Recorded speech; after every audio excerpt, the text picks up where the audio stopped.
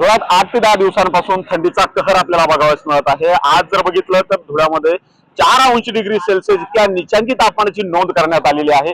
गेल्या 8 ते 10 दिवसांपासून अशाच प्रकारे निचांकी तापमानाची नोंद धुळ्यामध्ये केली जात आहे। 8 अंशांपेक्षा देखील कमी तापमान धुळ्यामध्ये नोंदवलं गेलेलं आहे। आपण बघू शकता अशा थंडीमध्ये देखील, या हाडं गोठवणाऱ्या थंडीमध्ये देखील धुळेकर नागरिक हे मॉर्निंग वॉक साठी घराबाहेर पडलेले आहेत आणि या गुलाबी थंडीची मजा हे मॉर्निंग वॉकला जे घराबाहेर पडणारे नागरिक आहेत ते अशा प्रकारे घेताना आपल्याला बघायला मिळत आहे। त्याचबरोबर शाळा असेल, कॉलेज असेल, त्यासाठी बाहेर पडणाऱ्या विद्यार्थ्यांची देखील संख्या आहे मोठ्या प्रमाणात। अशा परिस्थितीमध्ये देखील यांना थंडीचा सामना मोठ्या प्रमाणात करावा लागत आहे।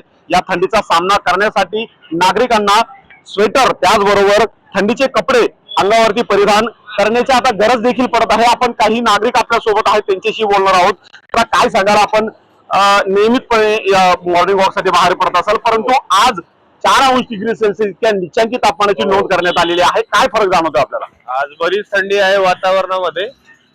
धुके देखील होते सकाळी। जरा हुडहुडी लोकांची गर्दी देखील कमी झाली थंडीमुळे।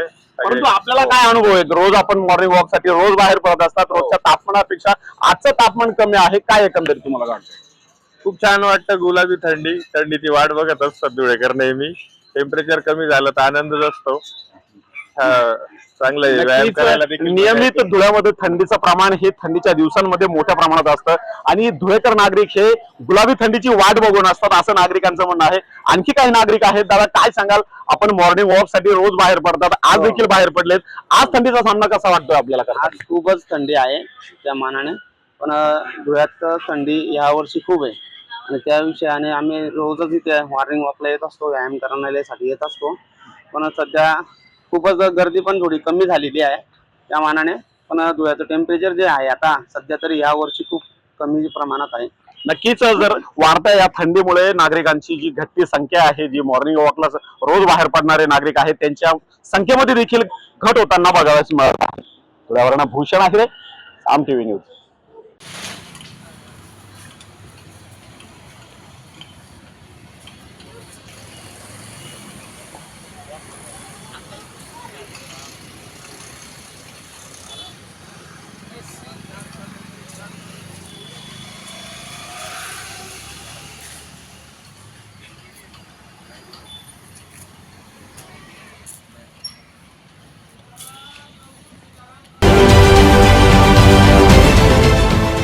देश विदेशातील प्रत्येक घडामोडींचे लाईव्ह अपडेट मिळवण्यासाठी आता साम टीव्हीच्या सर्व सोशल मीडिया प्लॅटफॉर्मला लाईक, फॉलो आणि सबस्क्राईब करा।